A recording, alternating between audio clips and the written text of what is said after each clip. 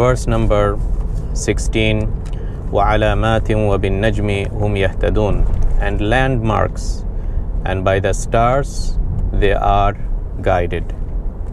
So very short verse that is a continuation from the previous verse, that the landmarks is yet another bounty of Allah. If the whole earth was just a flat without any landmarks, it would have been very difficult indeed for travelers, for people to identify locations. Now we very much are familiar with this Google Maps and all those things with this pin. So Allah has created these natural pins on earth in terms of mountains, in terms of various other landforms which we can identify, even the rivers and those things. So the land is full of these landforms that helps us to identify locations and describe it to others so that they can reach us.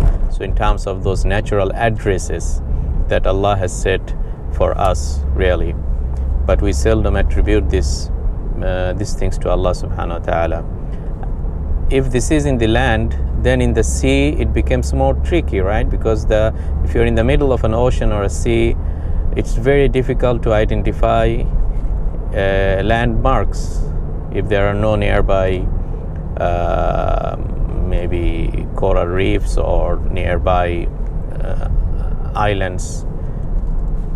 So what would be the solution?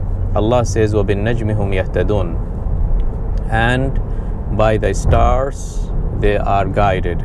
So looking into the stars and the science of astronomy and science of identifying stars and their shapes and forms and when they appear and when they disappear, it's something that was very much helpful for sea navigation as well as in the land navigation as well for the travelers. But for the sea, its value becomes even more instrumental. And we know that the Arabs has developed these gadgets and machines and instruments, what they call astrolabes, to know the direction while they are navigating in the sea. And later on, European explorers also took those instruments and developed them further. So these are really bounties of Allah subhanahu wa ta'ala. Whenever we think about it, it's really very amazing.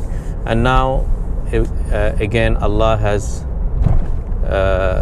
made human beings advance in science and technology and in satellites, that now we have the GPS and you can use those GPS to reach wherever place you want. So all it remains really for us is to attribute these bounties to Allah and thank Him for these bounties.